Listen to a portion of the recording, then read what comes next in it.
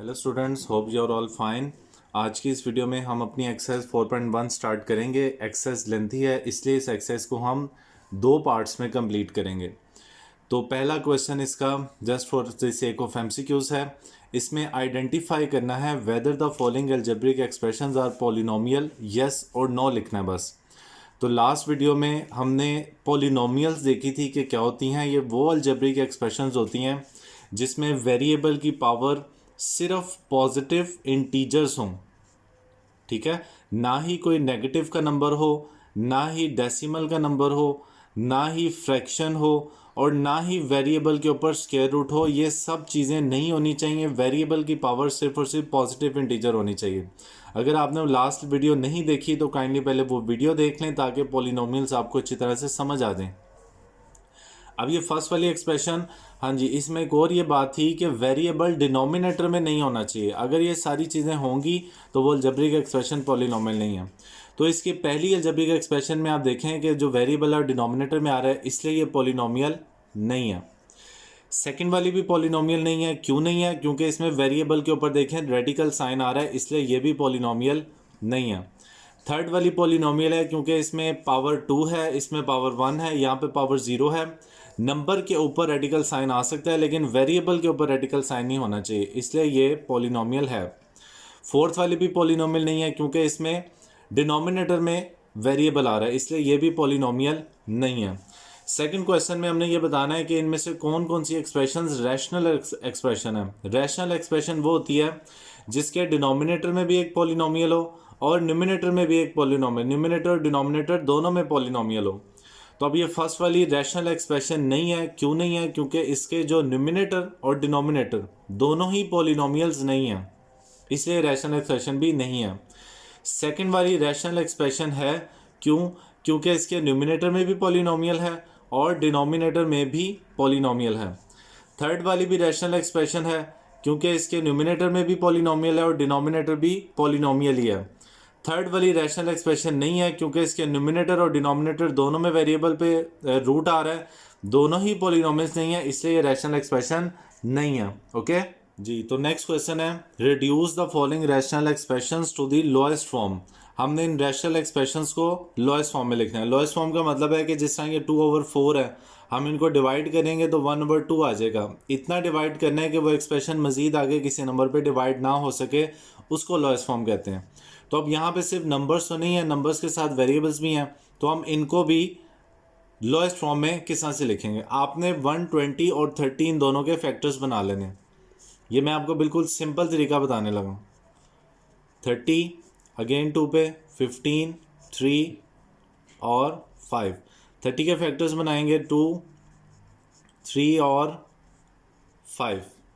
तो 120 के फैक्टर्स बनेंगे 2 multiply by 2 multiply by 2 multiply by 3 multiply by 5। X square है तो आप एक्स को 2 टाइम्स लिख दो। वाई क्यूब है, वाई को 3 टाइम्स लिख दो। z 5 है तो z को 5 टाइम्स लिख दो, ठीक है। और 30 के फैक्टर्स बना लेंगे 2, 3 और 5। एक्स क्यूब है, एक्स को 3 टाइम्स लिख देंगे। y 1 टाइम है और z स्क्वायर है, z को 2 टाइम्स लिख देंगे, ठीक है। इसको करने के 2-3 तरीके थे। हम इसमें एक्सपोनेंट का लॉ भी अप्लाई कर सकते थे, लेकिन ये सबसे इजी मेथड है। हमने तमाम नंबर्स और तमाम वेरिएबल्स के फैक्टर बना ली। अब जो ऊपर नीचे सेम है उनको हम क्रॉस कर देंगे। देखें 1 टाइम 2 है, 1 टाइम 3, 1 टाइम 5, ये कट गए। ये 2 टाइम्स x 2 टाइम्स x के साथ कट जाएगा, 1 टाइम y कट जाएगा और ये 2 टाइम z कट जाएगा। अब देखें क्या क्या बचा। न्यूमिनेटर में 2 टाइम्स 2 बचा है, x सारे कट गए, 2 टाइम्स y है और 3 टाइम्स z है। डिनोमिनेटर में क्या बचा है? सिर्फ 1 टाइम x बचा। तो अब आंसर लिखेंगे 2 2 ज़ा 4, y multiply by y, y square और z z z, ये आ जाएगा z cube divide by x, ये आंसर है। ओके, नेक्स्ट है इसका सेकंड पार्ट। हमने इसको सॉल्व करना है। 8 क्योंकि ये ऑलरेडी बहुत छोटा नंबर है, 2 पे इजीली डिवाइड हो सकता है, तो इसके फैक्टर नहीं हम बनाएंगे, इसको इसी तरह लिख लेंगे x plus 1 divide by 2 into, ये जो डिनोमिनेटर में एक्सप्रेशन हमें नज़र आ रही है इसके हम फैक्टर्स बना सकते हैं। ये ऑलरेडी पहले भी एक दफ़ा आ चुका है चैप्टर नंबर 3 में।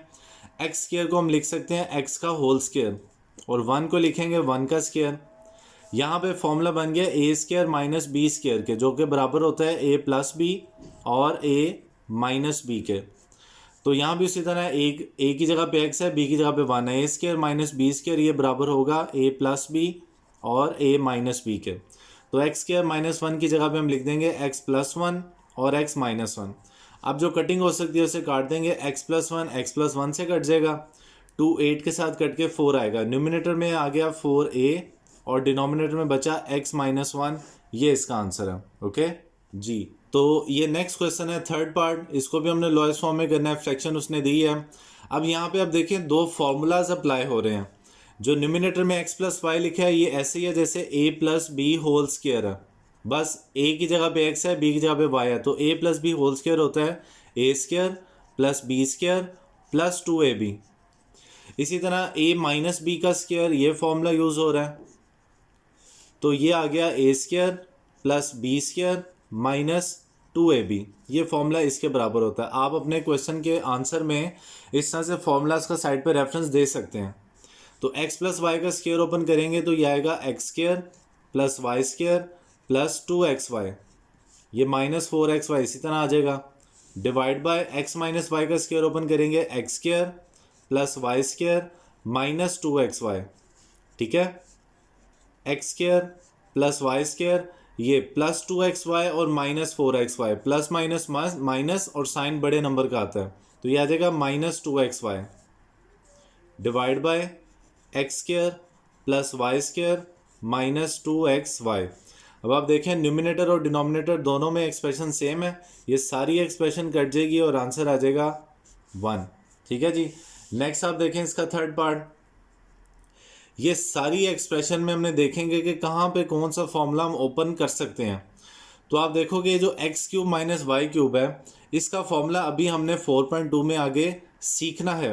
यहाँ पे मैं आपको रेफरेंस के लिए बता देता हूँ कि A cube minus B cube बराबर होता है A minus B into A square plus A B plus B square. तो आपने इसी फॉर्मूले को A cube minus B cube को X cube minus Y cube के हिसाब से ओपन कर देना, ठीक है। अब यहाँ पे मैं आपको ना एक हिंट भी बताता चलूँ, x cube minus Y cube को जो ओपन करके आना है ना इस फॉर्मूले के मुताबिक, वो देखें सारा डिनोमिनेटर में ऑलरेडी पहले ही लिखा हुआ है। तो X cube minus Y cube अगर A cube minus B cube हो तो ये बराबर होगा A minus B into A square plus A B plus B square, और ये देखें डिनोमिनेटर से मैच कर रहा है। एक्स स्क्वायर ये बिल्कुल इसी तरह लिख देंगे x square minus 2xy plus y square divide by x minus y x square plus x y plus y square. अब ऊपर नीचे जो एक्सप्रेशन सेम है उसको काट देंगे, एक्स माइनस वाई से कट जाएगा, और x square plus x y plus y square इससे कट जाएगा, और हमारे पास सिर्फ एक एक्सप्रेशन बची x square minus 2xy plus y square. अगर आप देखें तो सेम ये वही फॉर्मूला है, हमने ओपन किया था ना x square plus y square minus 2xy, ये था एक्स माइनस वाई का होल स्क्वायर। तो ये एग्जैक्टली वही लिखा हुआ है x square plus y square minus 2xy, इसको हम लिख देंगे एक्स माइनस वाई का होल स्क्वायर। ओके जी। तो नेक्स्ट क्वेश्चन है हमारा x plus 2 into x square minus 1। जब हमारे पास दोनों परफेक्ट स्क्वायर हों और दरमियान में माइनस हो तो हम ये फॉर्मूला बना सकते हैं ए स्क्वायर माइनस बी स्क्वायर, जो कि बराबर होता है ए प्लस बी और ए माइनस बी के। तो एक्स स्क्वायर है, ये भी परफेक्ट स्क्वायर है, 1 भी परफेक्ट स्क्वायर है, तो एक्स स्क्वायर को हम लिख लेंगे एक्स का होल स्क्वायर और 1 को लिख लेंगे 1 का होल स्क्वायर। डिनोमिनेटर में एक्स प्लस 1 ये इसी तरह आ जाएगा, एक्स स्क्वायर परफेक्ट स्क्वायर है, इसको लिख लेंगे एक्स का होल स्क्वायर, 4 भी परफेक्ट स्क्वायर है, 4 को लिख लेंगे 2 का होल स्क्वायर। ये आ जाएगा x plus 2, x square minus 1 square को एक्स प्लस 1 और एक्स माइनस 1 लिख लेंगे। इसी तरह एक्स प्लस 1 डिनोमिनेटर में, और एक्स स्क्वायर माइनस 2 स्क्वायर को हम लिख लेंगे एक्स प्लस 2 और एक्स माइनस 2। न्यूमिनेटर और डिनोमिनेटर में जो सेम है फ्रैक्शन एक्सप्रेशन उनको काट देंगे, एक्स प्लस 1 ये दोनों बचे, एक्स माइनस 1 और एक्स माइनस 2, ये आंसर है, ठीक है। अब नेक्स्ट क्वेश्चन जो है x square minus 4x plus 4, ये न्यूमिनेटर में जो एक्सप्रेशन लिखी है ना ये कंप्लीट स्क्वायर बन रहा है। जैसे मैं अगर यहाँ पे लिखूँ A square minus 2ab plus B square, तो बताओ ये ज़रा किसके बराबर होता है? A square plus B square minus 2ab ये बराबर होता है a माइनस बी के होल स्क्वायर के। तो यहाँ पे जो पहली एक्सप्रेशन है ये एग्जैक्ट इसी फॉर्मूले जैसी है। जैसे आप देखो कि पहले नंबर पे परफेक्ट स्क्वायर है, एक्स स्क्वायर को लिख लेंगे हम एक्स का स्क्वायर। जो लास्ट में है 4 ये भी परफेक्ट स्क्वायर है, 4 को लिख लेंगे 2 का स्क्वायर। और दरमियान में माइनस 2a और b, इस a की जगह पे अगर हम x लिख लें और b की जगह पे 2 लिख लें तो ये दरमियान वाली टर्म यही बनती है माइनस 4x। तो ये कंप्लीट स्क्वायर बन रहा है। डिनोमिनेटर में 2x स्क्वायर माइनस 8, इन दोनों में से 2 कॉमन निकाल लेंगे और अंदर बचेगा x स्क्वायर माइनस 4। तो न्यूमिनेटर में तो फॉर्मूला कंप्लीट हो गया। ये ए स्क्वायर है, ये बी स्क्वायर है माइनस 2ab, तो इसको हम क्लोज करेंगे तो ये a माइनस बी का होल स्क्वायर बन जाएगा। एक्स स्क्वायर माइनस 4, जिस तरह ऊपर वाले क्वेश्चन में एक्स स्क्वायर माइनस 4 के फैक्टर्स बनाए थे, यहाँ भी आपने एक्स स्क्वायर माइनस 4 के फैक्टर्स बना लेने। एक्स स्क्वायर को लिखना है एक्स होल स्क्वायर, 4 को लिखना है 2 का whole square. X minus 2 whole square का मतलब है एक्स माइनस 2 2 टाइम्स मल्टीप्लाई हो रहा है, तो एक्स माइनस 2 को 2 टाइम्स हम यहाँ पे लिख लेंगे। ये ए स्क्वायर माइनस बी स्क्वायर ये बराबर होगा ए प्लस बी और ए माइनस बी के। अब x minus 2 x minus 2 cut जाएगा और बचा हमारे पास x minus 2 divide by 2 into x plus 2, ये आंसर है। ओके जी। तो जैसे जैसे हम ये लोएस्ट फॉर्म में करने के लिए आगे बढ़े हैं, क्वेश्चन थोड़े से लेंथी होते जा रहे हैं, लेकिन rules and regulation her question के बिल्कुल सेम है। अब ये आपके पास ऊपर 2 टर्म्स हैं, आपने देखना है क्या इन दोनों टर्म्स में से कुछ कॉमन निकल रहा है। अगर निकल रहा होगा तो आपने कॉमन निकालियाँ करना। तो फर्स्ट टर्म में भी 64x है, सेकेंड टर्म में भी 64x है। इन दोनों टर्म्स में से हम 64x कॉमन निकाल लेंगे। यहाँ से जब 64x वन टाइम निकल गया तो पीछे बचा x4। यहाँ से जब 64x सारा निकल गया तो पीछे बचा 1। यहाँ पे ब्रैकेट में जो 8x स्क्वायर प्लस 8 लिखे हैं, इन दोनों में से 8 कॉमन निकाल लेंगे तो अंदर बचेगा x square plus 1। Denominator 2x plus 2 में से 2 कॉमन निकाल लेंगे तो ये बचेगा x plus 1। 64x, x4 perfect square है, 1 भी परफेक्ट स्क्वायर है, तो x4 को हम लिख सकते हैं x स्क्वायर का स्क्वायर और 1 को लिख लेंगे 1 का स्क्वायर डिवाइड बाय, ये जो डिनोमिनेटर में 8 और 2 हैं ये मल्टीप्लाई हो रहे हैं, इन दोनों को मल्टीप्लाई करके हम बना लेंगे 16 और बचा x स्क्वायर प्लस 1 और x प्लस 1। ये कोई फॉर्मूला नहीं बनता इसलिए इनको डिनोमिनेटर में ऐसे ही लिखा रहने देंगे। 64x ये फॉर्मूला बन गया ए स्क्वायर माइनस बी स्क्वायर, ये बराबर होता है ए प्लस बी और ए माइनस बी के। तो ए की जगह पे यहाँ पे एक्स स्क्वायर है, एक्स स्क्वायर प्लस 1 एक दफ़ा लिख लेंगे और एक दफ़ा x square minus 1। Denominator same वैसे ही आ जाएगा एक्स प्लस 1। अब यहाँ पे आप देखें न्यूमिनेटर में एक्स स्क्वायर प्लस 1 तो कोई फॉर्मूला नहीं बनता, एक्स स्क्वायर माइनस 1 अभी 2 क्वेश्चंस में हम यूज़ कर चुके हैं, तो यहाँ पे हम एक्स स्क्वायर माइनस 1 के डायरेक्ट फैक्टर्स लिख लेंगे, एक्स प्लस 1 और x minus 1 divide by 16 into x square plus 1 और एक्स प्लस 1। अब न्यूमिनेटर डिनोमिनेटर में जो सेम है एक्सप्रेशन उनको काट देंगे, ये एक्स स्क्वायर प्लस 1 कट जाएगा, एक्स प्लस 1 कटेगा, 16 4 जा 64 होता है और बचा हमारे पास 4x इंटू एक्स माइनस 1, ये आंसर है। ठीक है जी। अभी जो नेक्स्ट क्वेश्चन है ये भी काफ़ी डिफरेंट है। इसमें आपके पास जो पहले नंबर पे टर्म लिखी है वो है 9x स्क्वायर और ये परफेक्ट स्क्वायर है। माइनस के बाद जो एक्सप्रेशन लिखी है ये already perfect square whole square में लिखा हुआ है और परफेक्ट स्क्वायर है, तो 9x स्क्वायर को हम लिख लेंगे 3x का होल स्क्वायर और ये तो पहली स्क्वायर में लिखा हुआ है एक्स स्क्वायर माइनस 4 का होल स्क्वायर। डिनोमिनेटर को इसी तरह आपने लिख लेना 4 plus 3x minus x square. ठीक है जी। अब न्यूमिनेटर में वही formula A square minus B square is equal to A plus B और ए माइनस बी। अब a की जगह पे यहाँ पे ये सारा है 3x उसका स्क्वायर है, b की जगह पे ये सारी एक्सप्रेशन है उसका स्क्वायर है।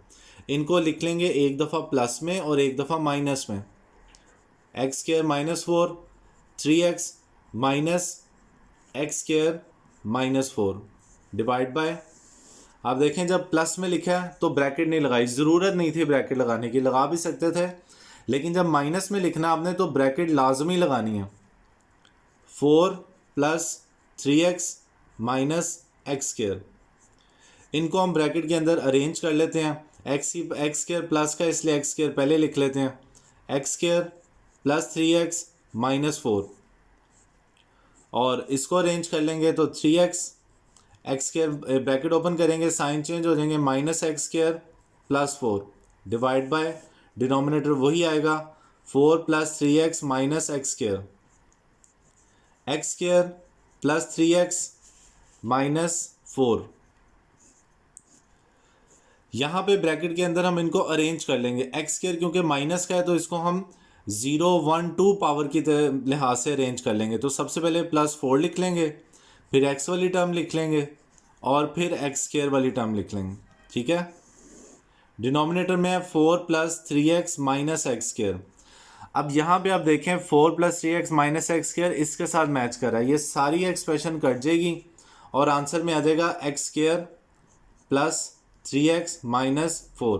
आप इसको भी आंसर में लिख सकते हैं, लेकिन अगर आपने चैप्टर नंबर 5 की फैक्टराइजेशन सीखी है तो आप इसके फैक्टर्स भी बना सकते हैं। जब आप फैक्टर्स बनाना सीख लेंगे चैप्टर 5 में तो इसके फैक्टर्स बनते हैं x + 4 और x - 1। ये ऑप्शनल है, ये आप बना भी सकते हैं या खाली इस तरह से भी आंसर दे सकते हैं, एग्जामिनर इसको करेक्ट कर देगा। ओके जी, तो क्वेश्चन नंबर 4 के आप, मैं चाहता हूँ कि आप अपनी बुक पे इस क्वेश्चन को वेरी इंपॉर्टेंट लिख लें, क्योंकि ये इंतहाई आसान और काफ़ी इंपॉर्टेंट क्वेश्चन है, बोर्ड में काफ़ी बार पूछा जा चुका हुआ। और अब इसको आप समझ लेंगे किस तरह से करना है। इसकी वैल्यू फाइंड करनी है, वैल्यूएट का मतलब इसकी वैल्यू निकालनी है। जहाँ पर x3 हो, y -1 हो, z -2, ये वैल्यूज इसमें पुट करके इस सारी फ्रैक्शन की वैल्यू निकालनी है। तो पहले स्टेप में आपने सिर्फ वैल्यू पुट करनी है। ये लिखा हुआ है ना x3, आपने लिखना है इसको 3 का क्यूब, क्योंकि x की वैल्यू 3 है। फिर मल्टीप्लाई करना है y के साथ, y की वैल्यू है -1।